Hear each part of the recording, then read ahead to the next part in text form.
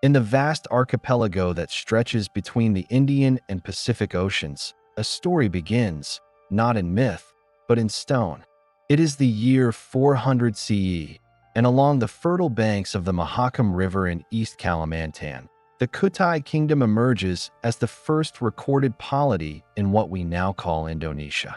Here, King Mulawarman commissions a series of stone inscriptions, written in Sanskrit, the language of ritual, learning, and political legitimacy, known across Southeast Asia. These inscriptions, etched on tall stone pillars called yupa, record his wealth, generosity, and devotion, immortalizing his reign for centuries to come. These yupa inscriptions are more than ceremonial artifacts. They are the first verifiable evidence of governance, religion, and societal organization in the Indonesian archipelago. They describe not only the king's donations of gold for Vedic rituals, but also offer glimpses into the social and religious hierarchies of the time. Priests, nobles, and commoners all played defined roles within the kingdom, and through these inscriptions, we understand that Kutai was no mere collection of villages. It was a complex society capable of sustaining a centralized authority. This is what historians mean when they identify 400 CE as the beginning of Indonesia's recorded history. Prior periods, such as the prehistoric settlements and Austronesian migrations, provide crucial context, but it is here that the historical narrative, with names, dates, and rulers, begins. The emergence of Kutai cannot be separated from the broader networks of trade and culture in the region. By the 5th century, Southeast Asia was already part of an extensive maritime network linking China, India, the Middle East, and beyond. Indian traders and Brahmin priests brought not only goods but ideas, religious beliefs, literary traditions, and models of governance that local rulers adapted to their own needs. King Mulawarman's inscriptions, written in the Sanskrit of the Indian elite, reflect a selective and strategic integration of these ideas, creating a uniquely Indonesian synthesis of religion, culture, and politics. The inscriptions themselves emphasize both wealth and piety. Mulawarman is celebrated for donating gold for the performance of Vedic sacrifices, which were believed to maintain cosmic order and legitimize kingship. These acts were not purely spiritual, they were deliberate demonstrations of authority. In societies where political power and religious sanction were inseparable, such rituals reinforced the king's legitimacy, conveyed his dominance to rivals, and bound his subjects in a shared cosmology of loyalty and hierarchy. This intertwining of sacred duty and political authority would become a hallmark of Indonesian kingdoms for centuries. The physical and economic landscape of Kutai also shaped its political development. The Mahakam River and its tributaries were more than natural features. They were vital highways for trade, communication, and the movement of armies. Controlling the river meant controlling the flow of wealth, from forest products and metals to agricultural surpluses. This strategic command allowed the kingdom to maintain economic stability, fund religious projects, and assert dominance over neighboring communities. Power in Kutai was inseparable from geography. The river was lifeblood, the surrounding forests a source of resources, and the fertile plains the base of agricultural surplus. Though the inscriptions celebrate prosperity, they hint at the fragility of power. Like all early kingdoms, Kutai faced natural challenges, floods, unpredictable harvests, and the logistical demands of maintaining a centralized authority. Moreover, political legitimacy had to be continually reaffirmed. Alliances with neighboring polities, the loyalty of elites, and the support of religious authorities were all necessary to maintain control. The inscriptions themselves were an instrument of political theater, a visible reminder of the king's authority and generosity in a world where memory and record were fragile commodities. Religion, as reflected in the inscriptions, was not imported wholesale but carefully adapted. Hinduism arrived via trade and cultural exchange. but its integration into Kutai society was selective, creating a system where local beliefs and imported practices coexisted. Mularman's performance of Vedic rituals, while reflecting Indian influence, also expressed authority in a way intelligible to his own people. In this, Kutai exemplifies a pattern that would recur across Indonesian history: the adaptation of foreign models to local contexts, producing civilizations that were cosmopolitan yet distinctly Indonesian. Social organization in Kutai can be inferred from the inscriptions and comparative studies of contemporary Southeast Asian polities. The presence of priests, artisans, and laborers, along with hierarchical titles, suggests a structured society with specialized roles. The king's ability to command labor for monumental works, such as inscriptions, indicates not only economic surplus, but also administrative sophistication. While the texts do not detail every aspect of daily life, the evidence points to a kingdom capable of sustaining rituals, governance, and trade at a level consistent with the earliest historical kingdoms elsewhere in Asia. By anchoring Indonesia's recorded history in 400 CE, we establish a narrative framework that will follow the rise and fall of empires, the flow of commerce, and the evolution of culture and religion. Kutai's inscriptions are the first chapter, but they set enduring themes: ambition, adaptation, and the pursuit of legitimacy. They remind us that history is more than a sequence of dates. It is a story of human creativity and endeavor, of societies negotiating the challenges of environment, trade, and politics. From Kutai's riverbanks, the seeds of civilization would spread. Trade would connect the islands to distant lands, rulers would consolidate power and commission temples, and empires would rise and fall across Java, Sumatra, and beyond. Each stone inscription, each ritual, each act of governance laid a foundation for the kingdoms that followed, from Tarumanagara to Srivijaya, Medang, Mataram, and eventually Majapahit. These early developments would define the trajectory of Indonesian history for more than a millennium. The story of Kutai also illustrates the interconnectedness of early Southeast Asia. While it may seem remote, East Kalimantan was engaged in a web of trade, diplomacy, and cultural exchange that spanned oceans. Indian merchants, Buddhist and Hindu priests, and regional rulers all contributed to the intellectual and economic environment in which Mularman ruled. These interactions demonstrate that even in 400 CE, Indonesia was not isolated. It was part of a global system where wealth, ideas, and influence flowed across maritime networks. As we trace the story from the first inscriptions of Kutai to the grandeur of Majapahit, it becomes clear that Indonesia's history is more than a sequence of kingdoms rising and falling. It is a tale of maritime mastery, cultural ingenuity, and the resilience of human ambition. Each empire, Tarumanagara, Srivijaya, Medang, Singhasari, and Majapahit, left its mark on the archipelago, shaping trade networks, literature, religious practices, and governance that would influence generations to come.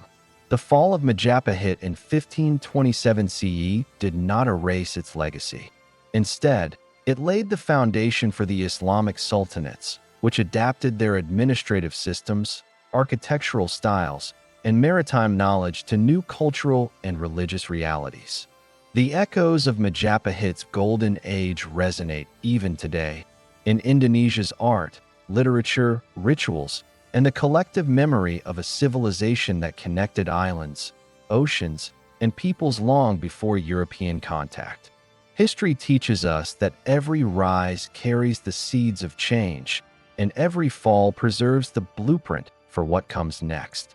Indonesia's early empires remind us that civilizations are living legacies, not just monuments of the past. Their stories endure, guiding, inspiring, and shaping the identity of a nation still defined by the spirit of its islands, the flow of its waters, and the ambitions of its people. So as we close this chapter, remember, The history of Indonesia is not merely in the dates and names, it is in the tides, temples, trade routes, and voices that still whisper across the archipelago, inviting us to explore, reflect, and understand the civilizations that came before. In these earliest records, we also perceive the human dimension, the ambition of a king to leave a lasting legacy. The devotion of priests who performed sacred rites, and the labor of artisans and communities who brought inscriptions to life. History is often recorded through objects and documents, but it is shaped by people, their choices, aspirations, and struggles. Kutai reminds us that recorded history begins not with abstract forces, but with human action. In these early inscriptions, we see the enduring themes that will define Indonesia's empires: the pursuit of legitimacy through religion, the integration of foreign influences, the strategic use of geography, and the recording of human achievement for posterity. Kutai's story is small in geographic scale, but monumental in historical significance. It is a civilization announcing its presence, laying the groundwork for a complex archipelago of kingdoms that will rise, trade, conquer, and eventually fall, leaving behind the rich tapestry of history that continues to captivate scholars and audiences today. In the shadows of Kalimantan's forests, along the Mahakam River, stone pillars stand as silent witnesses to human ambition. They mark the beginning of a recorded history that is both uniquely Indonesian and connected to a broader world of trade, culture, and belief. Here, in 400 CE, the story of empires begins, an epic of rise, power, and legacy that will unfold across the islands of Indonesia for over a millennium. Across the Indonesian archipelago, the story of civilization unfolds along rivers and fertile plains, where human communities harnessed the land to forge the first organized states. By the mid-5th century CE, in the western reaches of Java, another kingdom emerged, a polity whose legacy would survive not only in the soil and waterways of the region, but etched permanently into stone. This was the kingdom of Tarumanagara, a state that would rule over the fertile valleys near modern-day Jakarta, and Bagar, leaving behind a testament to power, infrastructure, and the enduring influence of Indian culture. Its rise signals the next chapter in Indonesia's recorded history, building upon the precedent set by the Kutai Kingdom in East Kalimantan decades earlier. Tarumanagara was a kingdom deeply tied to its environment. The rivers that crisscrossed West Java were more than sources of water. They were lifelines for trade, agriculture, and the movement of armies. Controlling these waterways meant controlling the prosperity and security of the kingdom. The kingdom's most famous ruler, King Purnawarman, understood this intimately. His reign, approximately dated to the mid-5th century CE, is recorded in 7 known stone inscriptions, each etched carefully in Sanskrit and Pallava script, the writing system imported from India. These inscriptions, found in locations such as Tugu, Sarudian, and Jambu, are among the earliest physical records of Java's political organization and provide remarkable insight into the ambitions, beliefs, and projects of an ancient kingdom. One of Purnawarman's most striking claims in the inscriptions is his commitment to constructing canals and river management systems. These were not mere embellishments. They reflect a sophisticated understanding of hydraulics and infrastructure, essential for agricultural productivity in the floodplains of West Java. The inscriptions describe the king's efforts to ensure the fertility of the land, regulate water flow, and facilitate transportation. In a region where monsoon rains could swell rivers and disrupt settlement, the ability to manipulate water was tantamount to political power. By controlling the very lifeblood of the land, Purnawarman reinforced both his authority and the economic stability of Tarumanagara. The inscriptions also emphasize the religious legitimacy of the king. Purnawarman is described as performing Hindu rituals, offering sacrifices to the gods, and upholding dharmic principles, mirroring Indian concepts of kingship. Religion and governance were inseparable. These acts were designed to project both spiritual and temporal authority, the king as protector of cosmic order and human society alike. In one notable inscription, the Sayardian inscription, the king's footprints are carved into stone, a symbolic act linking his presence to the land itself. These footprints were more than commemorative. They signified the king's role as the embodiment of divine order and earthly authority, a motif that would recur in Indonesian kingdoms for centuries. While the inscriptions celebrate the king's piety and civic works, they also provide evidence of Tarumanagara's engagement in trade and regional politics. West Java was not isolated. It lay along the northern coast, accessible to traders navigating the Sunda Strait and the South China Sea. Indian, Chinese, and regional merchants would have frequented these routes, bringing luxury goods, ideas, and religious practices. Tarumanagara's rulers were astute enough to integrate these influences selectively, adopting Sanskrit for inscriptions and Hindu ritual frameworks for legitimacy, while maintaining control over local governance, resources, and culture. This synthesis of foreign and indigenous practices created a kingdom that was both cosmopolitan and rooted in its environment. The society of Tarumanagara, while not as extensively documented as later kingdoms, can be inferred from the inscriptions. The ability to commission large-scale stoneworks, maintain ceremonial rituals, and organize labor implies structured social hierarchies, with elites, priests, artisans, and laborers occupying specialized roles. The king's generosity, recorded in donations and ritual offerings, functioned not only as religious piety, but as a form of governance, reinforcing loyalty among subjects and elite advisors. Tarumanagara demonstrates that even in the mid-5th century, Java had developed a level of political complexity and administrative capability comparable to contemporary polities elsewhere in Southeast Asia. The kingdom's religious and cultural landscape reflects the dynamic interplay between Indian influence and local adaptation.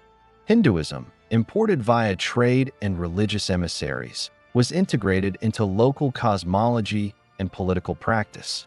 Temples, altars, and ceremonial sites likely existed, though few survive in their entirety. The inscriptions themselves, serving both as records and sacred markers, indicate that the king's authority was anchored in both the material and spiritual realms. In essence, Tarumanagara illustrates the recurring pattern of Indonesian kingdoms, the selective adoption of foreign models to bolster indigenous political and cultural structures, producing states that were distinct yet connected to wider regional networks. Beyond politics and religion, the inscriptions provide insight into the technological and infrastructural accomplishments of Tarumanagara. Canals, irrigation systems, and road networks facilitated trade and agriculture, demonstrating the kingdom's ability to mobilize labor and manage resources effectively.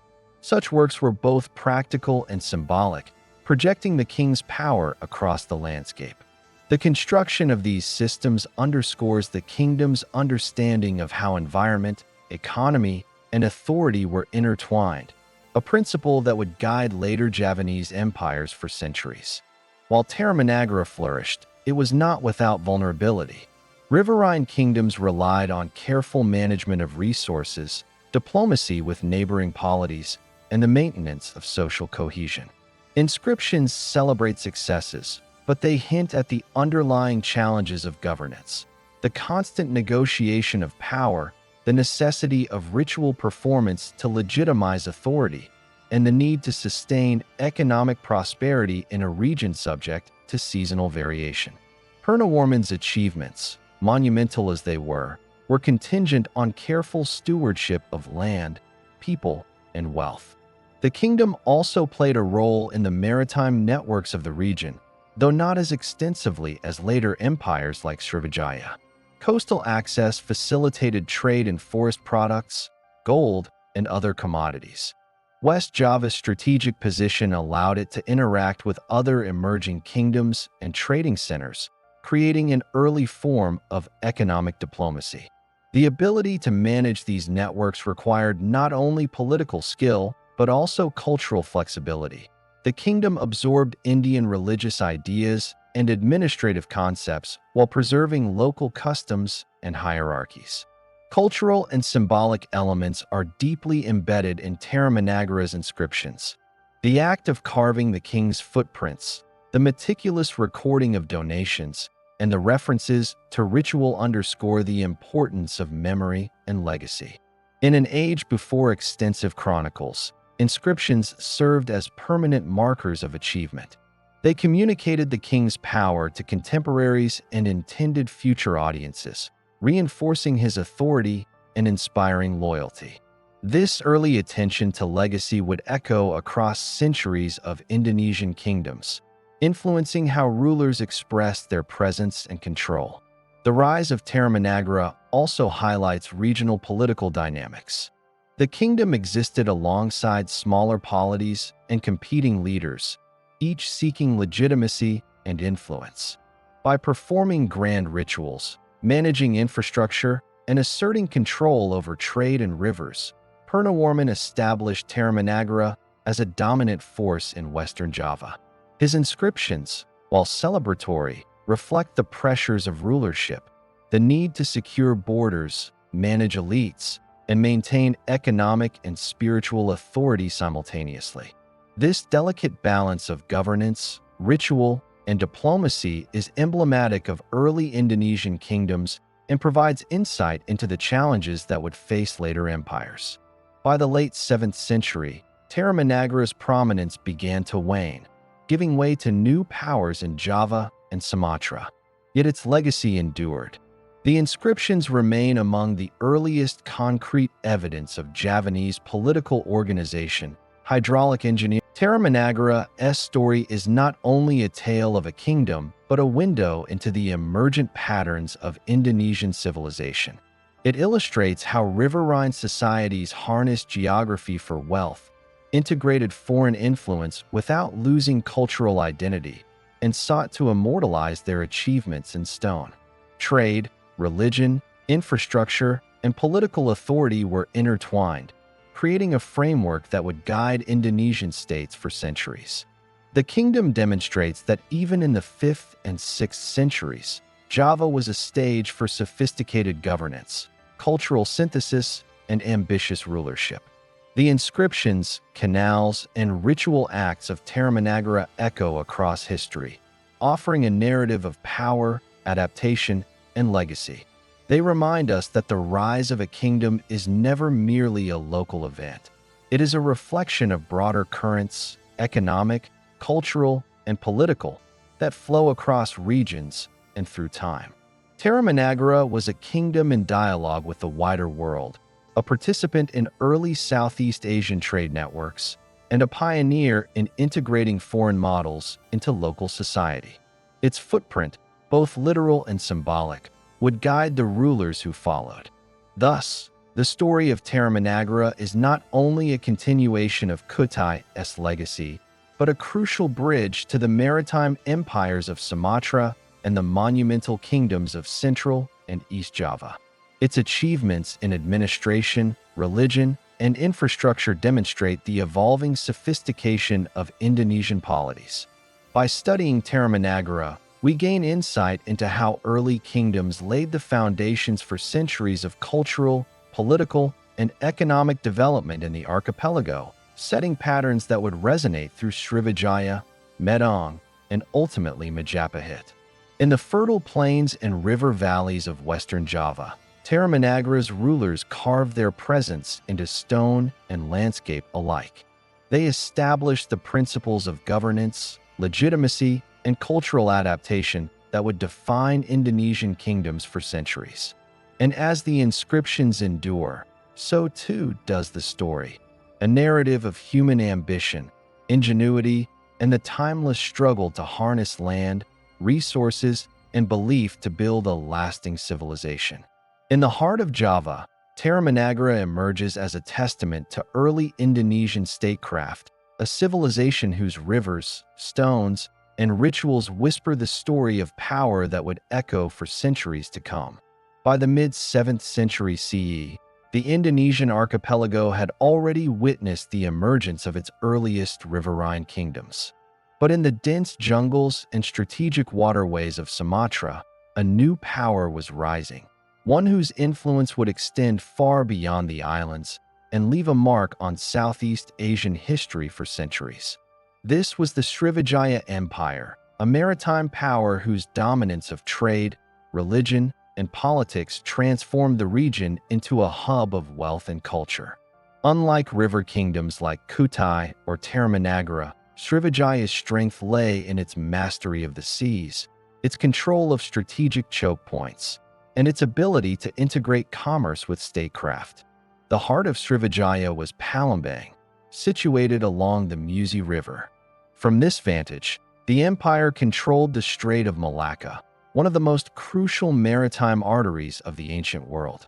Ships carrying spices, forest products, and luxury goods from across the archipelago and from China, India, and the Middle East passed through Srivijaya waters. The empire did not merely facilitate trade, it demanded tribute, ensuring that no merchant could pass without acknowledgement of Srivijaya's authority. This control over maritime trade provided wealth and political leverage unparalleled in Southeast Asia at the time. Our knowledge of Srivijaya comes not only from local inscriptions, but also from the accounts of Chinese pilgrims and travelers, such as the monk I Tsing, who visited the kingdom in the early 7th century. He described a prosperous Buddhist kingdom with thriving monasteries, extensive education, and an international network of religious and commercial exchange. Srivijaya became a center for Mahayana Buddhism, attracting scholars and monks from China, India, and beyond, who studied in its monasteries and carried knowledge across Asia. The kingdom's religious orientation was not incidental. It reinforced political authority, legitimized the rulers, and strengthened ties with other Buddhist polities in the region. Srivijaya's rulers, such as Dapunta Hyang Sri Jayanasa, consolidated power through strategic military campaigns and alliances.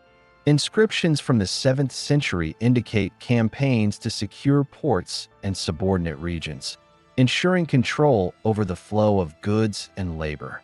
The empire was not merely a commercial network, it was a well-organized political entity, capable of exerting authority across a fragmented archipelago.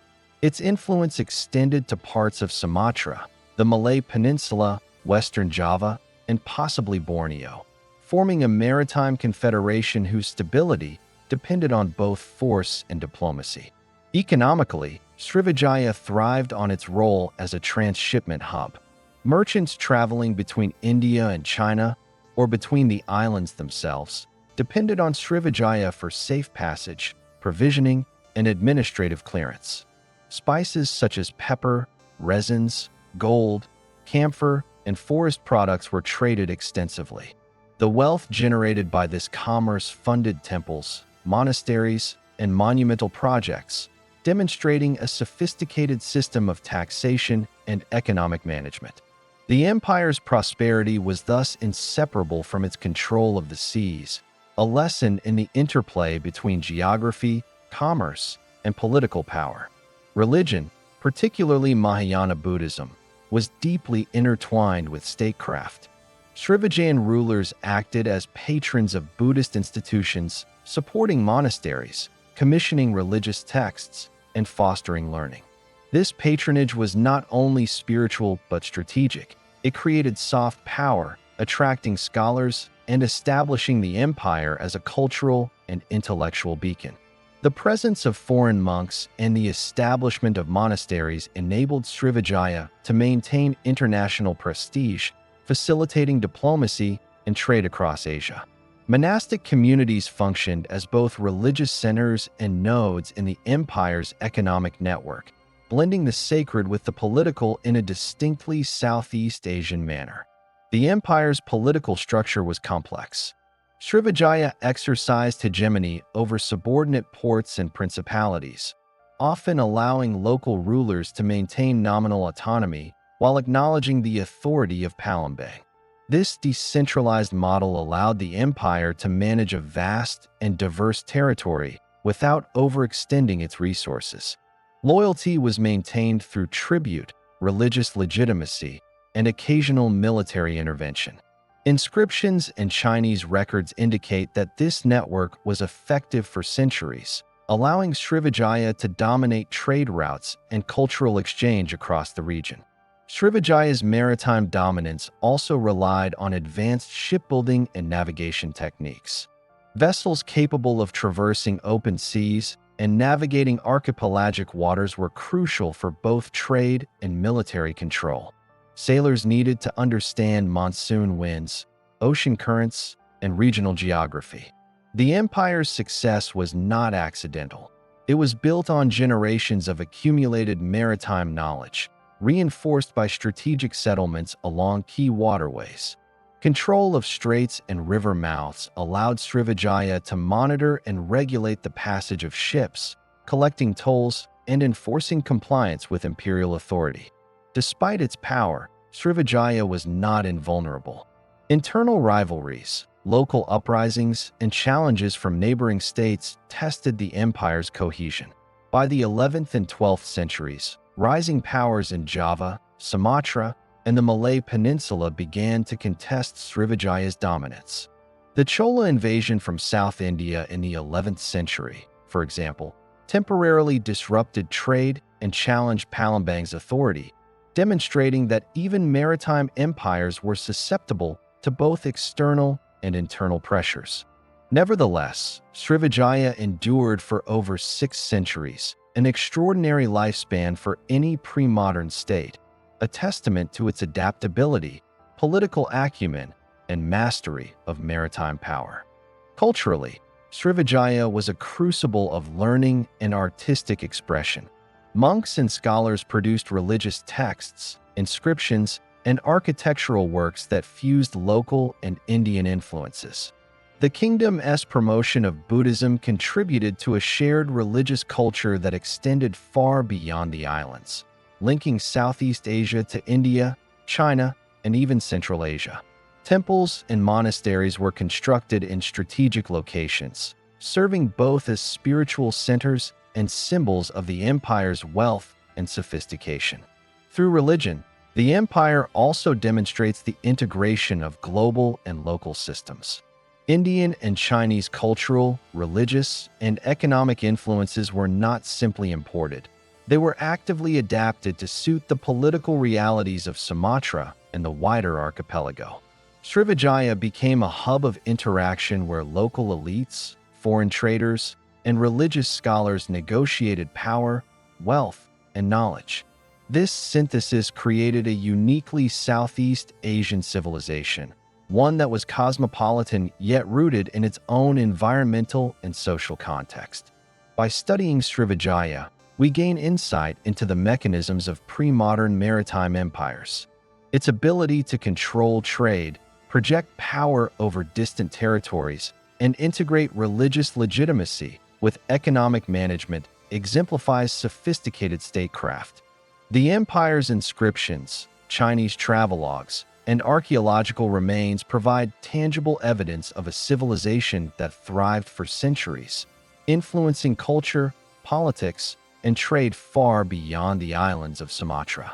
Srivijaya also highlights the importance of human agency in shaping history. Rulers like Dapunta Hyang Srijayanasa and subsequent kings were not passive actors. They strategically managed resources, cultivated alliances, and orchestrated trade networks. Monks and scholars facilitated intellectual and religious exchange, while merchants bridged continents, carrying goods and ideas. Together, these actors created a civilization capable of projecting influence across Southeast Asia and leaving a legacy that would endure long after the empire itself declined. The fall of Srivijaya is not a story of sudden collapse, but gradual erosion, a reminder that even the most formidable powers are subject to change. Emerging regional kingdoms, shifting trade routes, and internal challenges slowly diminished its authority. Yet its impact on Indonesian history cannot be overstated. The empire set the stage for the political and cultural development of Java, influenced the rise of later kingdoms, such as Majapahit, and established a model of maritime governance that resonated across centuries. Srivijaya's inscriptions, port systems, monasteries, and trade networks endure as a testament to its ingenuity. They reveal a civilization that mastered the seas, integrated diverse cultural influences, and balanced spiritual authority with economic and political power. Its story, stretching over 6 centuries, exemplifies the dynamic interplay of geography, commerce, religion, and statecraft that defines Indonesia's historical trajectory. As the sun rises over the waters of Sumatra, one can imagine the fleets of Srivijaya, laden with spices, gold, and silks, navigating the Strait of Malacca under the watchful eyes of imperial officials. Buddhist monks study sacred texts in monasteries, while scribes record the deeds of kings in stone and palm leaf manuscripts. This was an empire that understood its strengths, leveraged its geography, and became a beacon of culture and trade in Southeast Asia.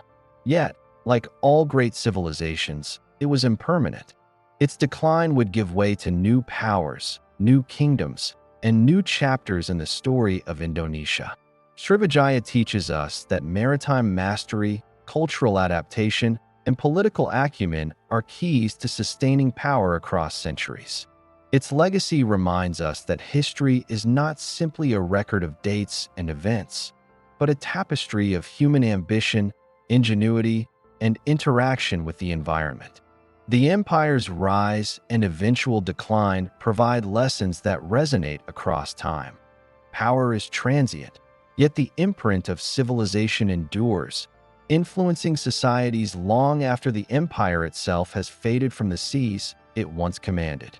As the centuries turned, the Indonesian archipelago witnessed a shift of power from the rivers and coasts of Sumatra and western Java to the fertile volcanic plains of central Java. By the early 8th century CE, the Medang Kingdom, also known as Mataram, emerged as a force that would shape the cultural, religious, and political landscape of Java for over a century.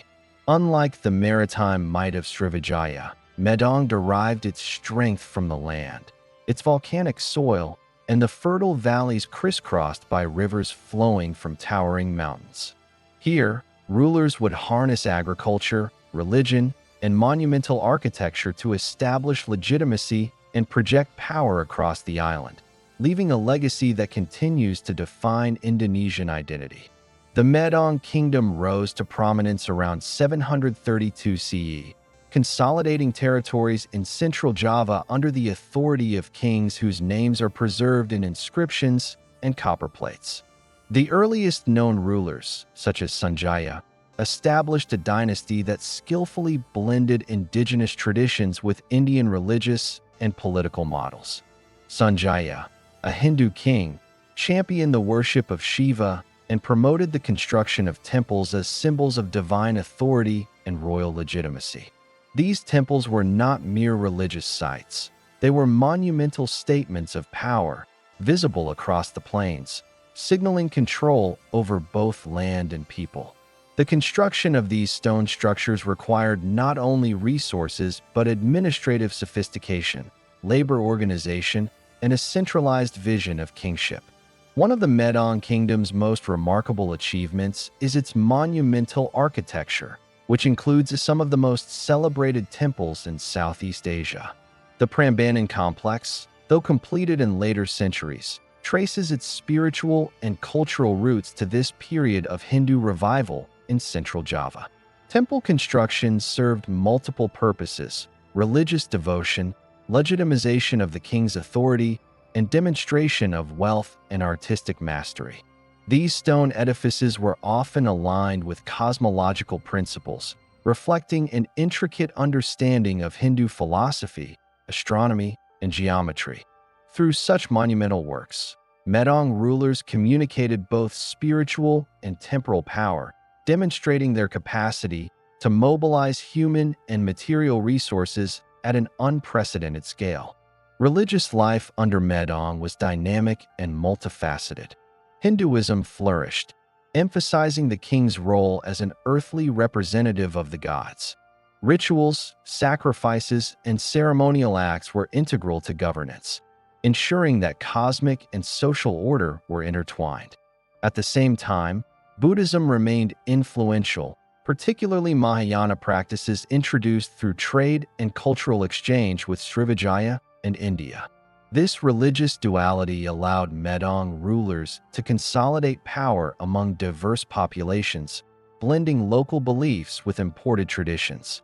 Temples, inscriptions, and ritual sites served as both spiritual centers and instruments of political control, uniting communities under the ideological authority of the king. The administrative sophistication of Medang is evident in inscriptions, which record land grants, tax collection, and legal codes. Copper plates and stone inscriptions detail donations to Brahmins, the establishment of villages, and regulations regarding agriculture and irrigation. These records reveal a society that was both literate and bureaucratically organized, capable of managing complex social, economic, and religious networks. By codifying laws and documenting transactions, Medang rulers institutionalized authority in ways that ensured continuity and legitimacy, a hallmark of enduring civilizations. Central to Medang's power was its control of agricultural production. The volcanic plains of central Java were ideal for rice cultivation, the staple that sustained large populations and provided the economic backbone of the kingdom. Kings invested in irrigation projects, canals, and terraced fields to maximize productivity. Control of water, as in earlier kingdoms like Tarumanagara, remained synonymous with political authority. By regulating water flow and ensuring food security, Medang rulers reinforced their status as protectors of the land and its people. Agriculture, ritual, and governance were inextricably linked, forming a cycle of legitimacy, resource management, and social stability. The Medang kingdom also navigated complex regional politics. While Srivijaya dominated the seas to the west, Medang consolidated power on the island of Java, engaging in both rivalry and diplomacy with neighboring polities. Alliances were formed, marriages arranged, and military campaigns waged to assert authority and expand influence. Inscriptions suggest that local chieftains were integrated into the kingdom's hierarchical structure, acknowledging the king's supremacy while retaining a degree of autonomy. This balance of central control and local governance allowed Medang to maintain stability across a diverse and challenging landscape. Around the 9th century, Medang faced a transition marked by both continuity and innovation.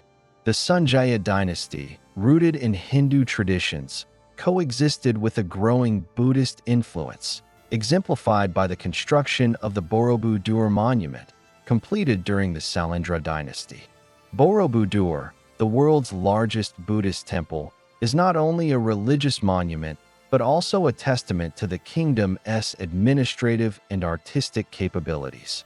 Its construction required vast labor, resources, and organizational skill, reflecting an integrated society capable of mobilizing knowledge, manpower, and faith on an epic scale.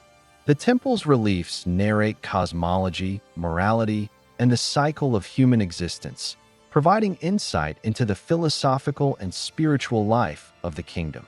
The interplay between Hindu and Buddhist trade remained vital to Medang's prosperity, even as the kingdom focused primarily on land-based resources. Central Java's rivers and proximity to coastal routes allowed for the movement of goods, including rice, timber, and craft products. While Srivijaya controlled maritime trade to the west, Medang engaged in regional exchange networks, facilitating commerce with Sumatra, Borneo, and beyond. These interactions contributed to the kingdom's wealth, cultural exchange, and political awareness, linking central Java to broader Southeast Asian currents without diminishing its local autonomy. Military capability was also crucial to Medang's stability. Inscriptions reference campaigns to secure territory, protect agricultural lands, and suppress uprisings. Fortified settlements and strategic construction of temples and monuments served not only spiritual or symbolic purposes, but also practical defensive functions, asserting dominance over contested regions. The combination of religious authority, economic power, and military capacity exemplified the comprehensive approach to governance that characterized Medang's success.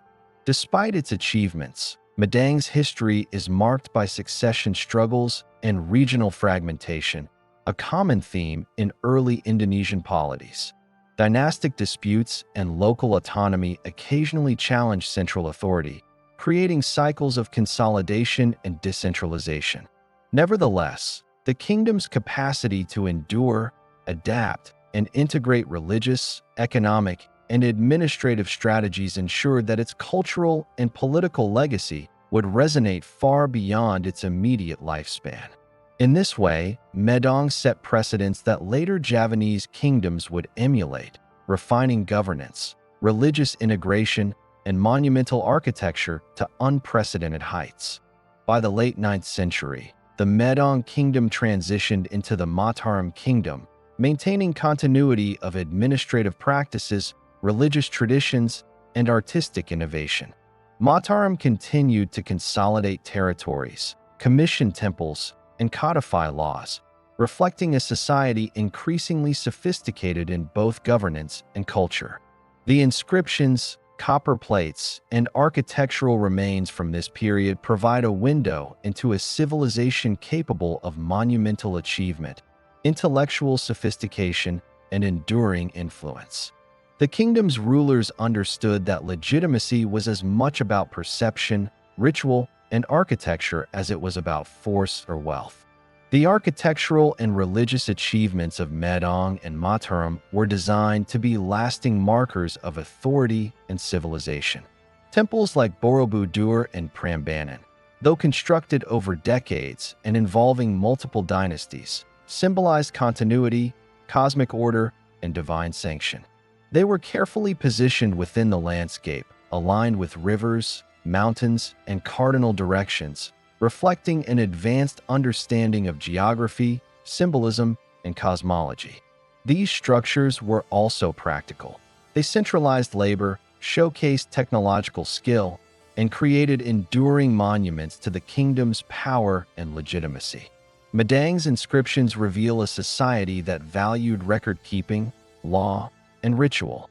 Land grants to priests, tax regulations, and documentation of royal deeds ensured that authority was both tangible and enduring. These records provided a mechanism for accountability, memory, and continuity, allowing successive rulers to legitimize their reign and maintain social cohesion. By institutionalizing administration and ritual, Medang exemplified the early stages of state formation in Indonesia, combining spiritual authority with practical governance in a model that would influence future empires. Cultural life in Medang was rich and diverse. Courtly literature, religious texts, and inscriptions indicate a society deeply invested in both intellectual and artistic pursuits. The blending of Hindu and Buddhist traditions created a vibrant religious culture, while monumental architecture demonstrated technical skill, aesthetic sensibility, and organizational capacity.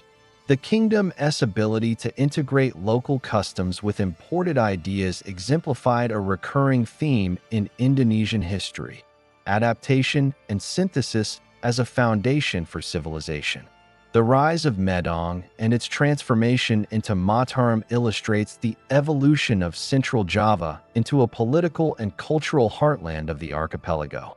Fertile land, river networks, religious patronage, trade connections, and administrative sophistication combined to create a kingdom capable of shaping regional history. The lessons of Medang resonate across centuries. The intertwining of religion, architecture, governance, and infrastructure is central to statecraft. The cultivation of legitimacy is essential to enduring power, and the ability to adapt foreign influences while preserving local identity is a hallmark of successful civilizations. As the sun rises over central Java's volcanic plains, one can imagine the king overseeing temples, rice fields, and irrigation canals, ensuring prosperity and order. Priests conduct rituals that sanctify both land and ruler. Artisans carve inscriptions and reliefs that narrate the kingdom's history, and scholars study religious texts that guide both spiritual and political life. Medang and Mataram are not merely kingdoms. They are civilizations in dialogue with their environment, their neighbors, and the divine, laying foundations for the cultural and political achievements of later Javanese empires, including Kediri, Singhasari, and ultimately Majapahit. The Medang period demonstrates that power is multidimensional. It is rooted in the land, sustained through ritual, expressed in art and architecture, and reinforced through administrative and military capability. Its legacy is enduring, providing a template for subsequent kingdoms to navigate the complex challenges of governance, religion, and society in the archipelago. In Central Java, the fusion of human ambition, spiritual authority, and environmental mastery created a civilization whose echoes would resonate for centuries, shaping the trajectory of Indonesia long before European influence touched these islands. By the 11th century, the focus of Indonesian political power shifted eastward to the volcanic highlands and fertile valleys of East Java. The island's eastern territories, rich in agriculture and strategically positioned near emerging maritime trade routes, became the stage for new kingdoms that would inherit the legacies of Medang and Mataram while charting a distinct course in the archipelago's history. Among these were the kingdoms of Kediri and Singhasari, states whose rulers wielded literature, religion, military power, and diplomacy to consolidate authority, cultivate culture, and lay the groundwork for the crowning glory of Majapahit. Kediri emerged around 1042 CE, following the decline of Mataram's centralized authority in Central Java. Its rise marked a period of political consolidation and cultural flourishing. Unlike the riverine and coastal kingdoms before it, Kediri was situated inland, drawing its strength from fertile plains ideal for rice cultivation and livestock. The kingdom's economy was closely tied to the land, but its rulers also recognized the growing importance of regional trade networks.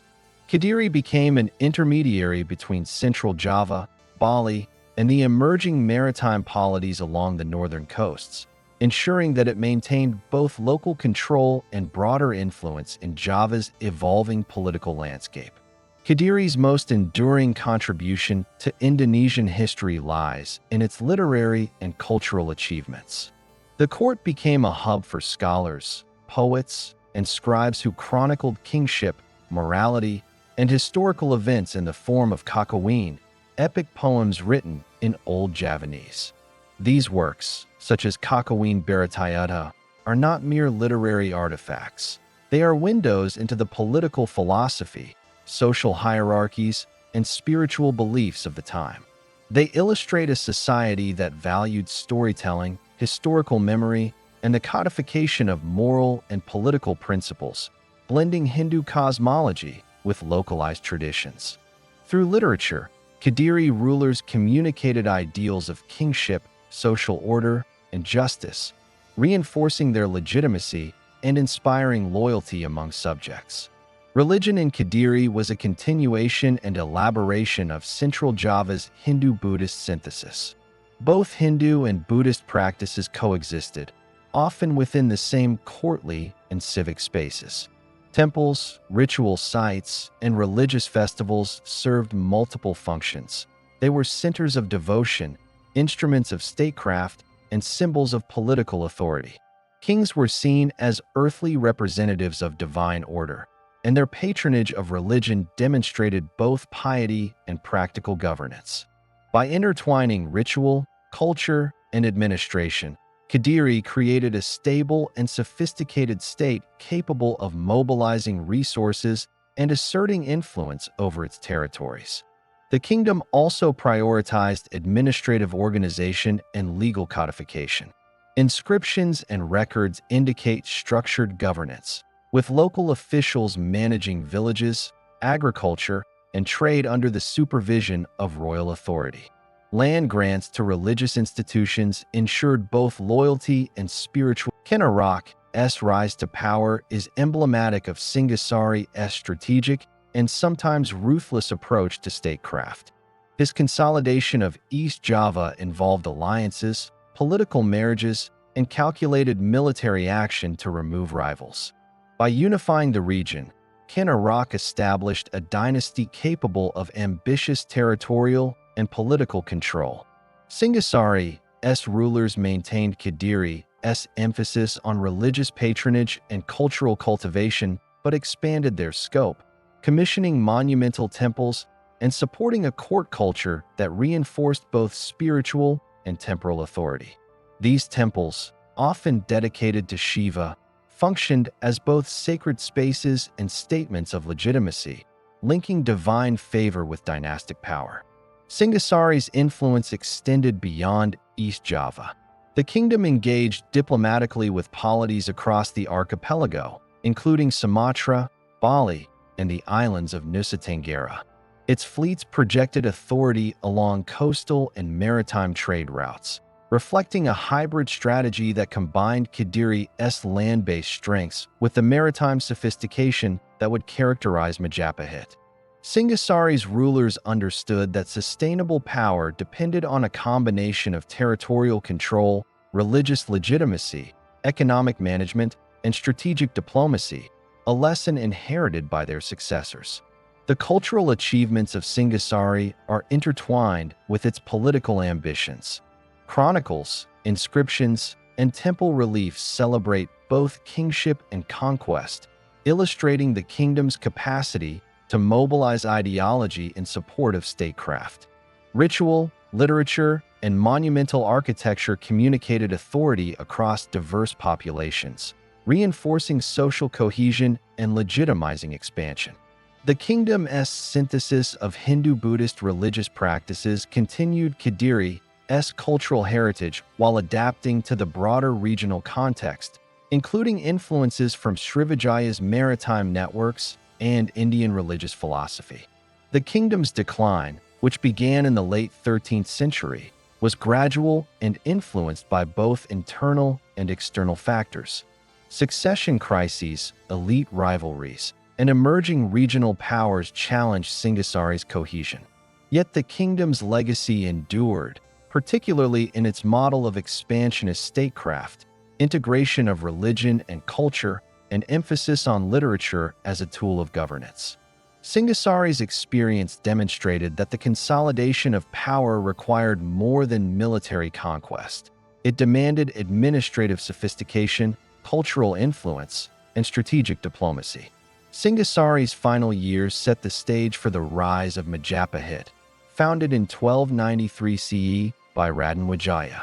The collapse of Singhasari did not signify the end of East Java's influence. Rather, it marked a transition from regional dominance to imperial ambition. Majapahit would inherit Singhasari's administrative structures, religious institutions, and cultural practices while expanding its reach to encompass nearly the entire archipelago. The continuity of elite culture, ritual practice, and political ideology from Kediri through Singhasari illustrates the evolutionary trajectory of East Javanese kingdoms, emphasizing adaptation, synthesis, and ambition as hallmarks of enduring power. In understanding Kediri and Singhasari, we see patterns that recur throughout Indonesian history: the integration of religion, culture, and governance, the strategic use of literature and monumental architecture to project authority, and the careful management of resources, alliances, and trade networks to sustain power. These kingdoms were not isolated polities. They were participants in regional dynamics, interacting with distant states, responding to internal pressures, and navigating the complexities of geography, economy, and ideology. Their stories provide insight into the mechanisms of pre-modern statecraft and the cultural sophistication of Indonesian civilizations. Cultural life in Kediri and Singhasari was vibrant and sophisticated. Courtly literature, Kakawin poetry, temple inscriptions, and monumental constructions reflect a society deeply invested in intellectual, religious, and artistic pursuits. Kingship was performed as much through ritual, architecture, and narrative as through military might. By commissioning temples, supporting scholars, and chronicling their deeds in literature, rulers communicated authority and shaped the collective memory of their peoples. Religion, art, and governance were interdependent, forming a holistic approach to statecraft that would define later kingdoms, including Majapahit. The geographic realities of East Java also played a crucial role. Fertile volcanic soil enabled agricultural abundance, while rivers and coastal access facilitated trade. The kingdom's ability to exploit these advantages determined their prosperity and resilience. Strategic settlement patterns, irrigation, and agricultural management allowed Kediri and Singhasari to sustain large populations, support administrative systems, and fund monumental projects. Geography, agriculture, and politics were tightly intertwined, demonstrating the sophisticated understanding of the environment that underpinned state formation in Java. The rise of Majapahit was the natural culmination of these processes. Raden Wijaya inherited the political, cultural, and religious foundations laid by Kediri and Singhasari, combining land-based stability with maritime ambition. The empire's early structures, alliances, and religious patronage reflected lessons learned from its predecessors. In this sense, Kediri and Singhasari are not merely historical footnotes, but essential chapters in the story of Indonesia's imperial evolution, illustrating how continuity, adaptation, and innovation coalesce to produce enduring states.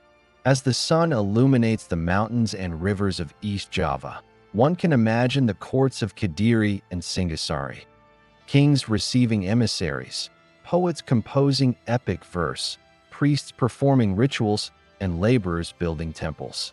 The kingdoms were living civilizations, vibrant and complex, negotiating power, legitimacy, and prosperity across challenging landscapes. Their achievements in literature, religion, architecture, and administration resonate across centuries, laying the foundations for Majapahit and influencing the broader trajectory of Indonesian history. Kediri and Singhasari remind us that history is not merely a sequence of dates and events, but a tapestry of human ambition, ingenuity, and adaptation. They illustrate the interconnectedness of culture, politics, and environment, and demonstrate how kingdoms can achieve lasting influence through a combination of intellectual, religious, and practical strategies. Their stories serve as a bridge from Central Java's Mataram period to the imperial zenith of Majapahit, highlighting the evolution of Indonesian statecraft and the enduring legacy of East Java's rulers. By the close of the 13th century, the political and cultural foundations of East Java had been laid by Kediri and Singhasari, yet the archipelago was on the cusp of a transformation unlike any it had seen before. From the ashes of Singhasari rose Majapahit, a kingdom whose influence would extend across thousands of islands, shaping trade, politics, and culture in Southeast Asia for more than 2 centuries. Founded in 1293 CE by Raden Wijaya, a survivor of Singhasari's turbulent collapse, Majapahit became the pinnacle of Javanese statecraft, art, and religion, a civilization whose reach and sophistication would earn it a place among the great empires of pre-modern history. Raden Wijaya's rise to power was as calculated as it was audacious. After Singhasari fell to a Mongol invasion, he cleverly allied with the returning Mongol forces to defeat rival claimants, only to turn against them once the immediate threat was eliminated. This maneuver secured his rule and established Majapahit as a successor to Singhasari's authority, while also demonstrating a shrewd understanding of both diplomacy and strategy. Majapahit's early years were marked by consolidation. Raden Wijaya secured key territories in East Java, established administrative structures, and strengthened religious institutions, ensuring the legitimacy of his reign. Under the reign of King Hayam Wuruk, r. 1350 to 1389 CE, and the leadership of his prime minister, Gajah Mada, Majapahit reached its zenith. Gajah Mada, through his famous oath, the Sumpah Palapa, vowed not to taste any spice until he had unified the archipelago under Majapahit control. This ambitious vision drove the empire's expansion across Java, Bali, Sumatra, Borneo, Sulawesi, and the Maluku Islands.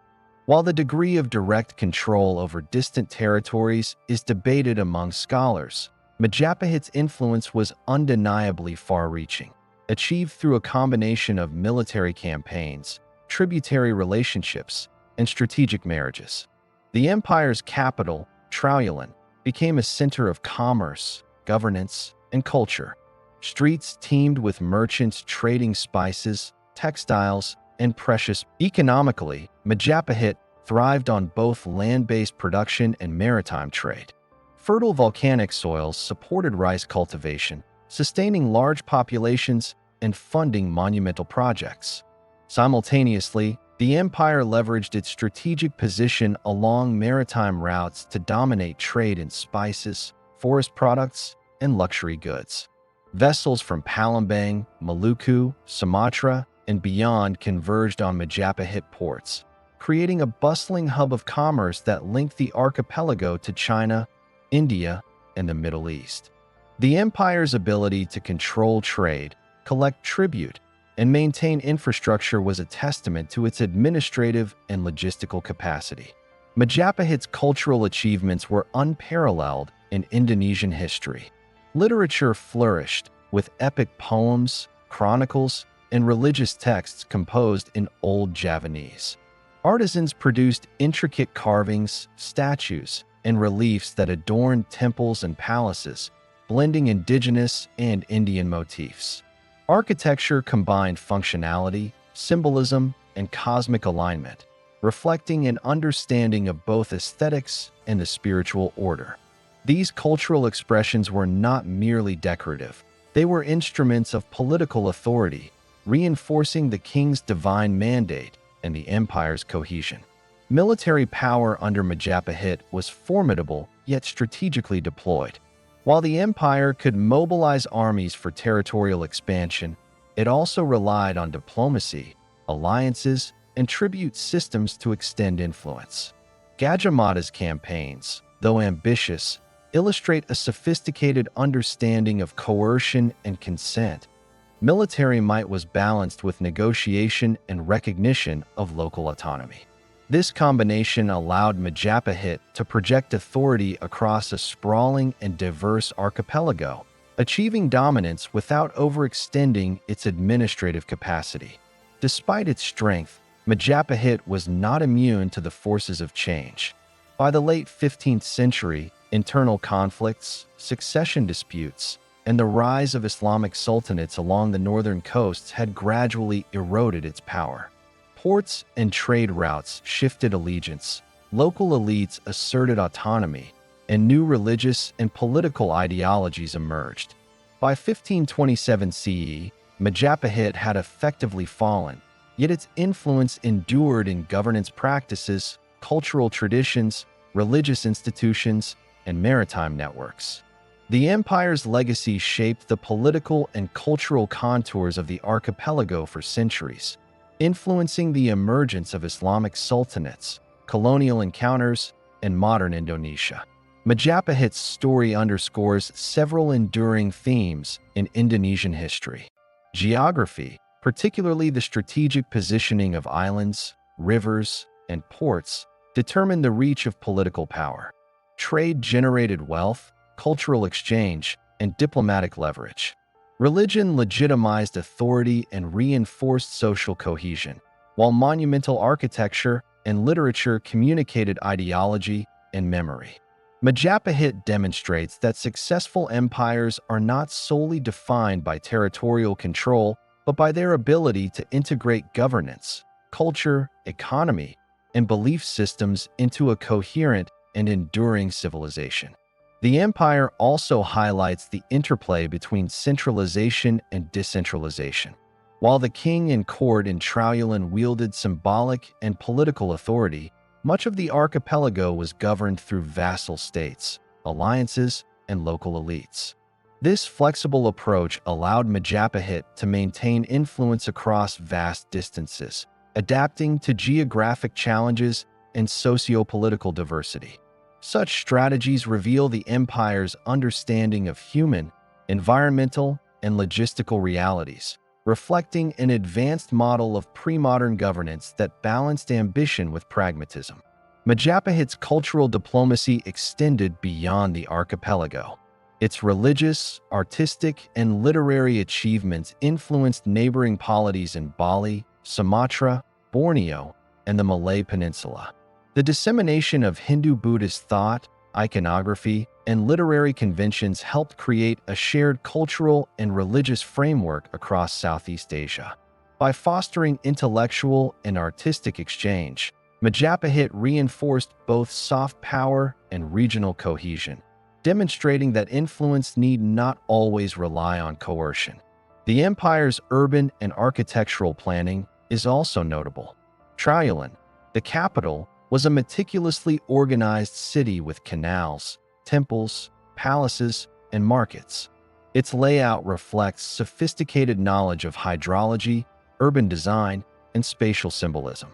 Temples and palaces were aligned with natural and cosmological features, integrating spiritual belief with practical governance. The scale and precision of these constructions required extensive labor organization, resource allocation, and administrative oversight, highlighting the empire's organizational capacity and technological understanding. Majapahit's decline offers a cautionary lesson in the fragility of even the most sophisticated states. Internal dissent, contested succession, and changing economic and religious landscapes undermined the empire's cohesion. The spread of Islam along the northern coast shifted trade networks and cultural influence, creating new centers of power that eclipsed Majapahit. Yet the empire's cultural, administrative, and ideological legacies persisted, influencing the formation of later sultanates, colonial administration, and the broader cultural identity of Indonesia. The enduring significance of Majapahit lies not only in its territorial or military achievements, but in its holistic integration of politics, culture, economy, and religion. Its rulers demonstrated that legitimacy requires more than conquest. It demands the cultivation of ideology, art, and ritual, alongside effective governance and strategic diplomacy. Majapahit exemplifies the zenith of pre-modern Southeast Asian civilization, blending indigenous traditions with regional and foreign influences to create a society of remarkable complexity and sophistication. As one imagines the bustling streets of Trowulan, the majesty of its temples, the deliberations of its court, and the voyages of its ships, it becomes clear that Majapahit was more than an empire. It was a civilization in motion. Its influence radiated across the archipelago, shaping political structures, cultural norms, and economic systems. The empire's legacy is embedded in Indonesia's language, literature, art, and governance, serving as a historical touchstone for understanding the archipelago's rich and diverse heritage. Majapahit teaches us that the rise and fall of empires is a dynamic interplay of ambition, geography, culture, and circumstance. Its story illustrates the possibilities and limitations of human organization, the centrality of trade and religion in sustaining power, and the enduring impact of culture and administration on subsequent generations. The empire's grandeur reminds us that history is a tapestry of human endeavor, where political power, artistic achievement, and religious life are interwoven in ways that resonate across centuries. In the end, Majapahit's fall in 1527 CE does not signify the end of its influence. The empire's traditions, institutions, and cultural achievements endured in the succeeding Islamic sultanates, in the literary and architectural practices of Java, and in the maritime networks that continued to connect the archipelago to the wider world. Majapahit represents the apex of pre-colonial Indonesian civilization, a golden age whose echoes continue to shape the archipelago's identity, demonstrating that while empires may fall, their legacies endure.